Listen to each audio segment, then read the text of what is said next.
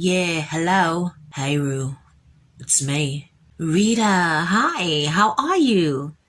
Not too good. I've got some bad news. What's happened? Is Booma okay? Is it Ali? They're both alright. It's Zaina. Ruby, Zaina was murdered.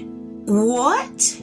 No. Ruby dropped the phone and started crying. There was nothing Rita could say, so she just stood on the phone with her until their time ran out.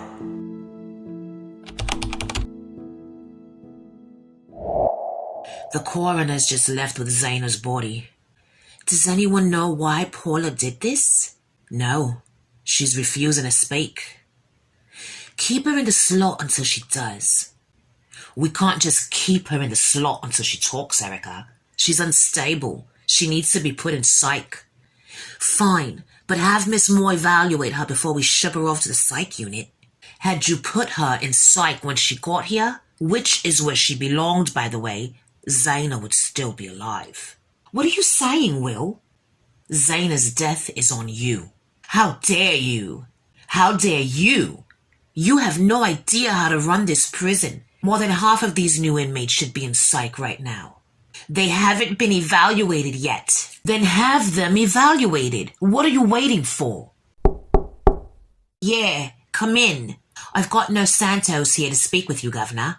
Fine, make it quick, Nurse Santos. I'll leave you two alone. No, you stay. We're not done here.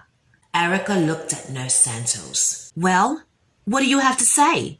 Oh, I just wanted to let you know you have another pregnant prisoner on your hands. The women that go on conjugal visits are on birth control. How is that possible? Oh no, the prisoner, she hasn't been here that long. I reckon she may have come in already pregnant. Who's the prisoner? Connors.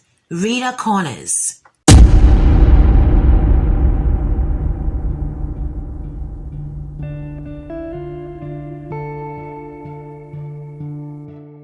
Are you alright? Yep. I'm here to evaluate you. I'll save you the trouble. I'm a paranoid schizophrenic with anger issues and just a touch of psychopathy. Well then, you're a well-rounded lunatic. So what's the plan? Elsie closed the door and sat down on the bed next to Paula. You and your mates are going to be sent to psych this afternoon. It's up to you to get the rest of the women in psych on board.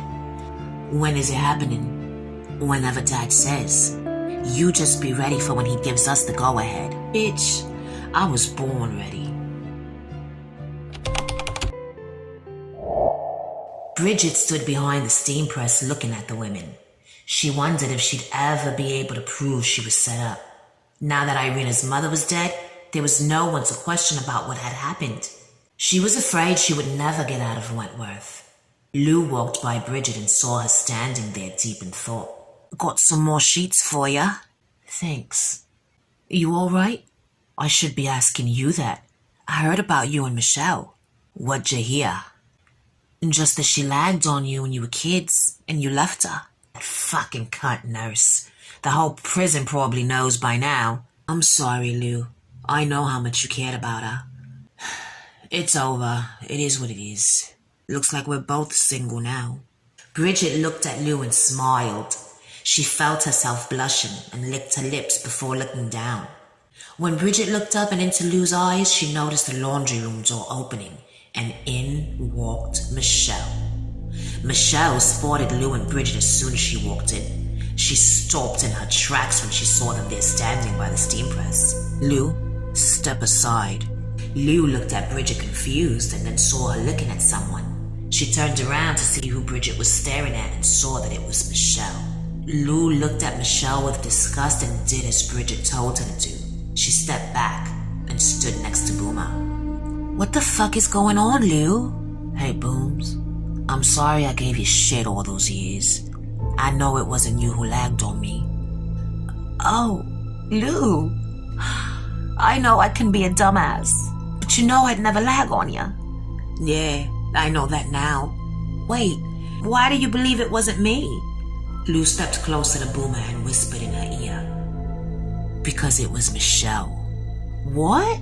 No way. She told me she did it.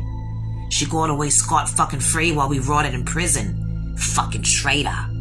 Michelle. Just the cunt I've been looking for.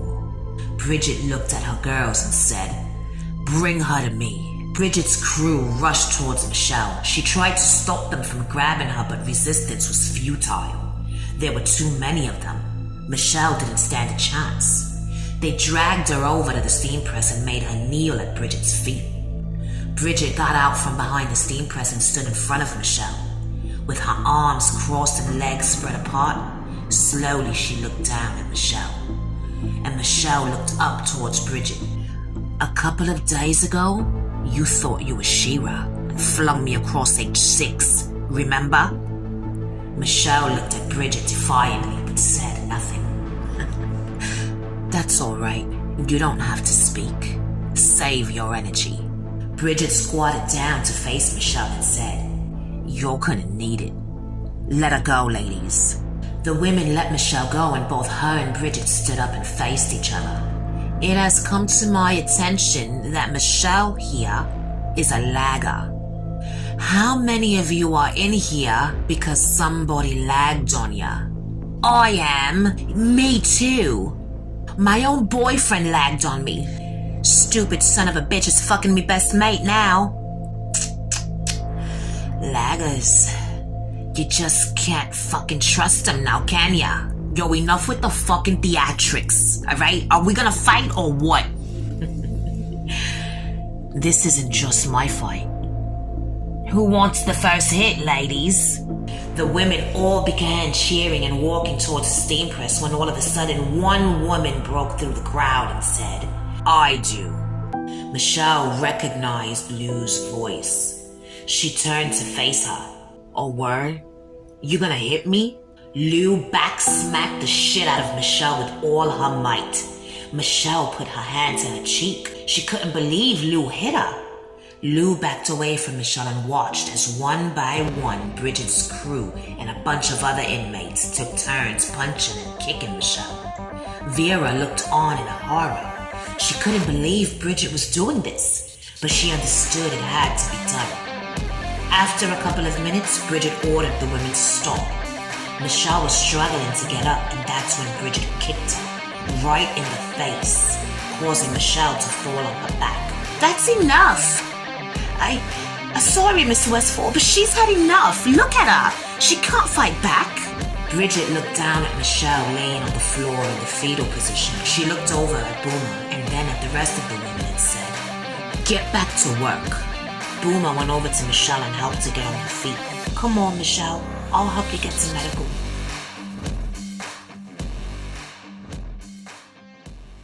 "Just wait right here. I have to go get some more gauze. I'll be right back." "Okay." "Lou told me what you did. Lagging on her? Like a snake?" "Like a snake? You know my mom. She's the one who made me do it. I would have never lagged on Lou." "Well, I'd hate to see what you do to her if you hated her. Lou was right. You are a fucking traitor." "Boomer, what the fuck?" "No, fuck you, Michelle. Lou blamed me for lagging on her, and she made me life a living hell because of it. I'm sorry. Yo, we were all best friends. I never meant to hurt either one of you." "Well, you did hurt us. Just stay away from me. I don't want to be your friend anymore."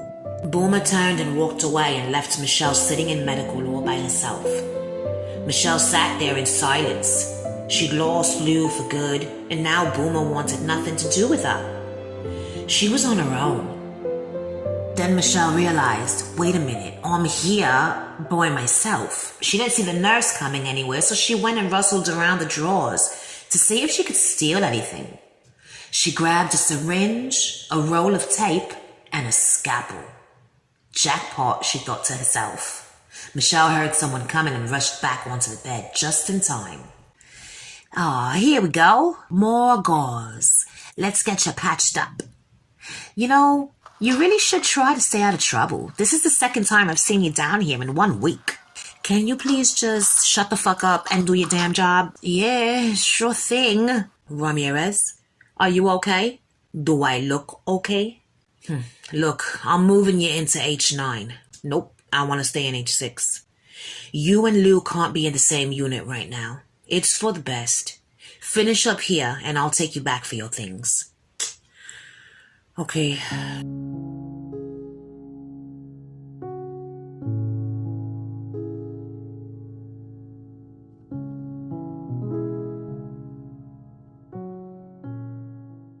Can't sleep? Go back to bed, Joni. It's way past your bedtime. I can't sleep either. I can still smell the burning flesh. What's wrong? Brings up too many bad memories?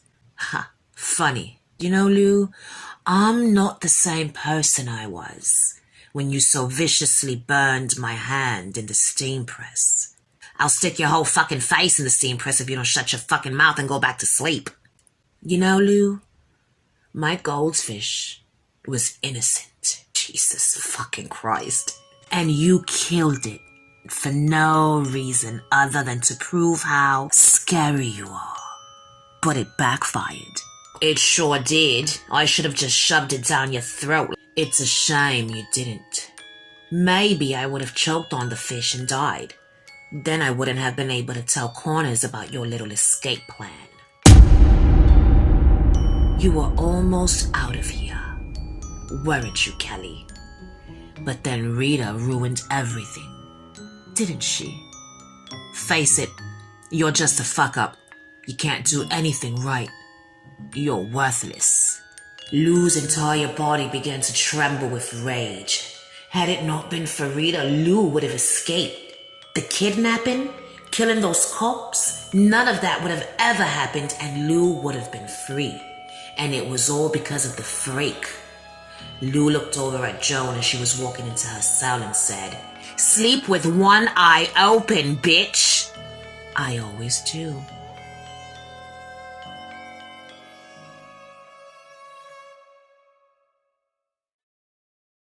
Out in the yard, the women were enjoying the sunshine as Bridget sat alone with her thoughts. She hated who she was becoming, but she knew she had no other choice. She worried she would lose her ability to empathize with the women or anybody else for that matter. Bridget closed her eyes and felt the sun beaming on her face. It felt warm and soothing. She sat soaking in the sun's rays, and then suddenly there was a shadow. She opened her eyes to see what was blocking the sun. Hey, hi. Gidge, I know you don't want anything to do with me. Can I just talk to you for a minute? Make it quick. Frankie sat down next to Bridget and looked at her. But Bridget didn't look at Frankie. I know what happened hurt you, and I'm so sorry. I don't want to lose you, Gidge. You've already lost me. No, I'm not gonna just sit back and accept that. I didn't cheat on you by choice and I don't want Erica or anyone else. You are my everything. It's over, Frankie. What don't you understand? I know you still love me. I'm not giving up on us. Everything good? Frankie stood up to face Lou. Everything's fine. Now walk away and mind your fucking business. Bridget is my business. What the fuck? It's alright, Lou. I'm okay. Frankie, just leave me the fuck alone. Come on, Lou. Let's go. Bridget and Lou walked away and left Frankie standing there, wondering what the fuck was going on. There was no way Bridget could be falling for Lou, Frankie thought to herself. Fuck! The women hung out in H1 like they usually did at this hour. Outside the unit, Elsie stood talking with one of the women, but she could still hear the chatter that was going on inside the unit. Where you headed, Miss Bennett? Oh, sorry. I know you want us to call you Vera, but I just can't do it. It feels so wrong. Whatever you want to call me is fine. I'm gonna go speak with the social worker in charge of my Gracie and see if there's any way I can get a visit with her. Wish me luck. Good luck. Hey, where's Miss Bennett going? Ow. Bloody hell, eh? You alright there, Boomer? Yeah, I'm alright. It's just the bub kicking me guts in. Rita looked at Boomer's swollen belly and shook her head in disbelief. Hey, Rita, what's wrong? What is it? Fuck. I may as well just tell yous all now. The truth's gonna pop out eventually. Literally. I just found out from Nurse Santos that I'm pregnant. Elsie stopped listening to the prisoner she was talking to as soon as she heard Rita say the word pregnant. Pregnant? Far out, eh? You're gonna be a mom just like me. Oh, Rita, that's great news. Congratulations. Oh, I don't think congratulations are in order. Look at her. She doesn't look too happy about it. Shut up, Nancy. When'd you become such an asshole, eh? Whatever I'm feeling is my business, not yours, little girl. Got it? Yeah, I got it. Sorry. Rita left and went to go blow some steam out in the yard. She passed by Elsie on her way out and gave her a dirty look. And Elsie just stood there watching Rita as she walked off. She couldn't fucking stand her. Rita was the sole reason Will didn't want her, and Elsie knew it.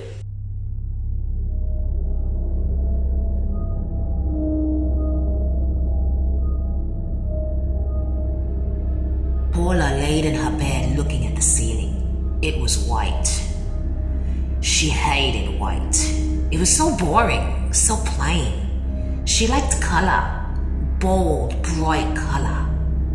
She bit her lip as hard as she could until she tasted blood in her mouth, and when she did, she spit upwards towards the ceiling with all the force she could muster.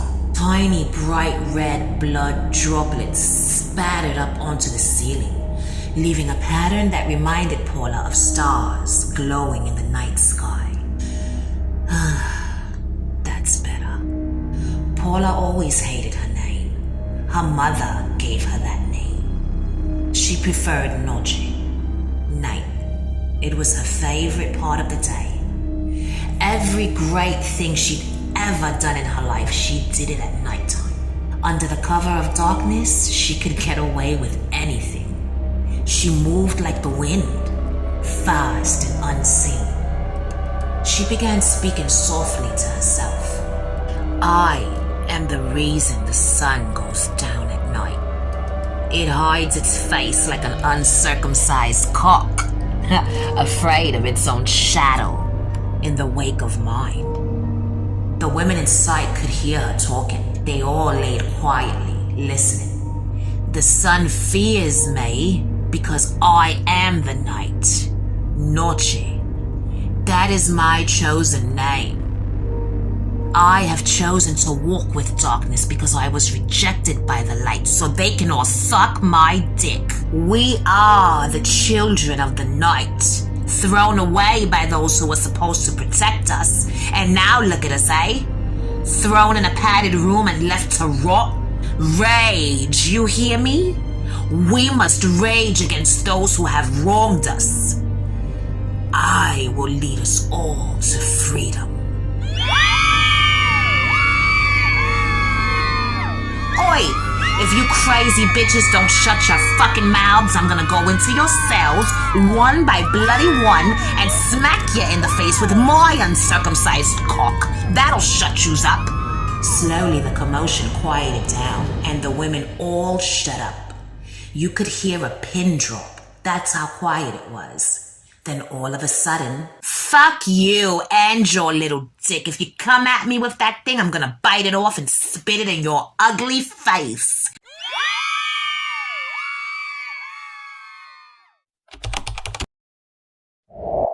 Vera's first prison shower wasn't as bad as she thought it would be. The water was nice and hot. She walked over to the mirrors and took a long look at herself. She had to keep it together. She could not let this place change her for the worst. She was determined to do whatever she had to do to be able to stay in Gracie's life. Just then, she heard the shower room door open, and a few women came walking in. She thought nothing of it and grabbed her things and started to walk out when one of the women stood in her way. Not so fast, Miss Bennett. Get out of my way. You're in no position to give orders. Get out of my fucking way. Who's gonna make us? You?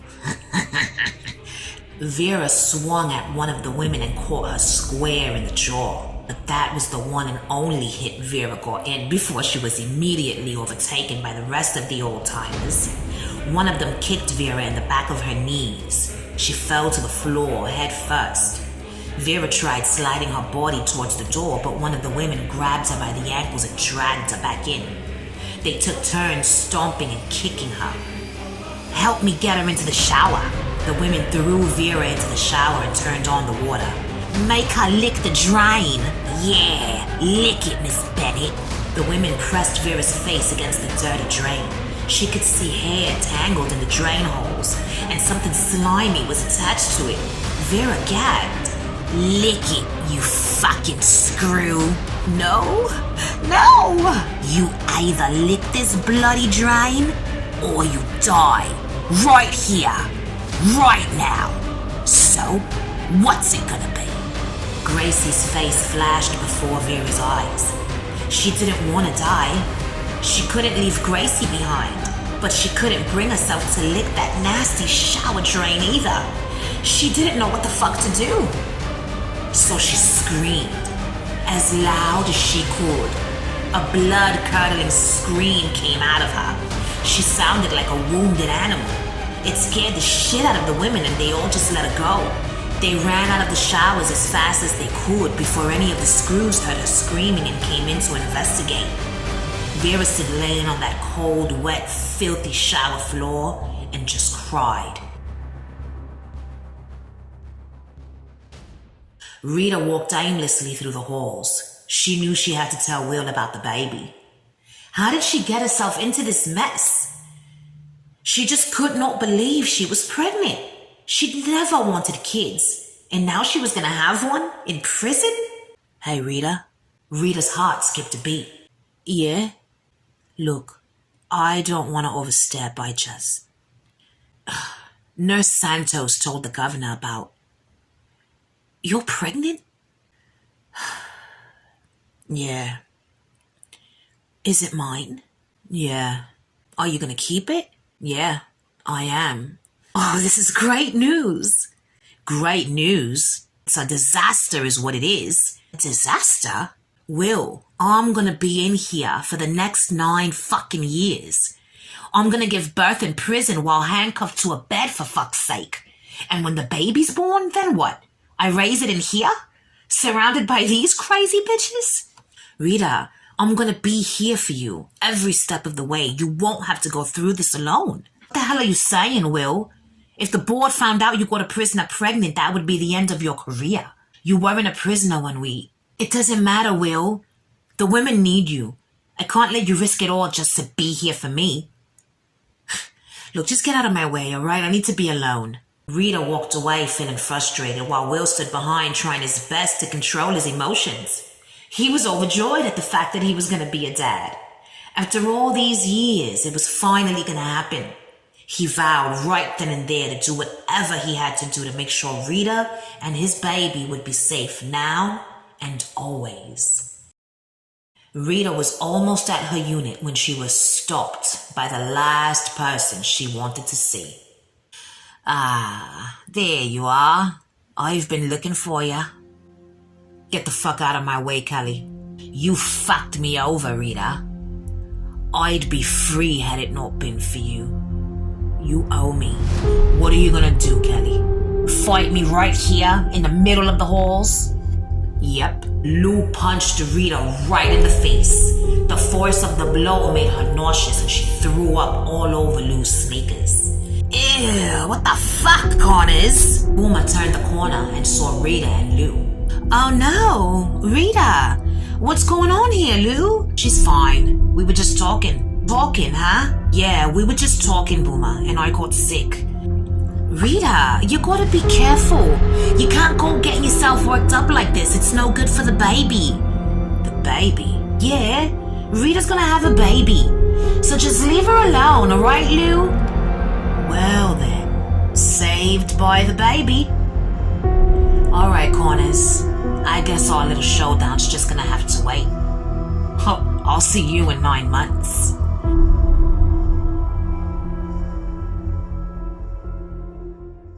"Привет, Papa." "Hello, darling. I put some money on your account just in case you needed anything. Thanks, Papa. I asked you to come in today because I met Aunt Joan. She is a suka, just like Aunt Sasha was. She isn't hassling you, is she? No. And even if she was, I can handle her. Papa, I have something to tell you. What is it, sweetheart? Mila leaned in closer to her father before she spoke. I am getting out of here. What? Mila, how? I cannot get into the details now. All I can say is the new prison psych. She is up to no good. And thank goodness that she is. When, Mila? Soon. Mila and Dr. Miller continued their visit as Joan Ferguson was being brought out onto the visitor's floor.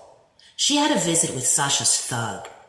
Joan was excited to hear what he had to say. Clearly, he'd found out either where her little brother was or who had killed her mother. As she walked over to the table, she noticed Mila sitting there. She was surprised when she saw her sitting with Dr. Miller, though.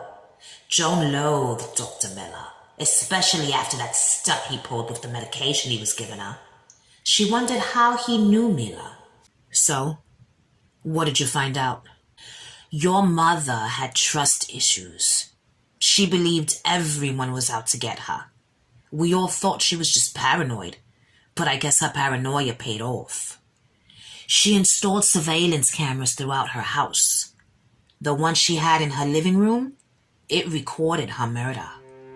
I saw the whole thing. Who killed my mother? It was Dimitri. What did you say? Oh, you heard right, Miss Ferguson. Your little brother, Dimitri, killed your mother. We checked your mother's phone records. She received a few calls from a phone number here in Australia. I had my men investigate, and they found out the number belongs to a Greg Miller. I looked this Greg Miller up, and it turns out that's just an alias. His real name is Dmitry Milenkovich. Your brother killed your mother. Joan looked over at Dr. Miller.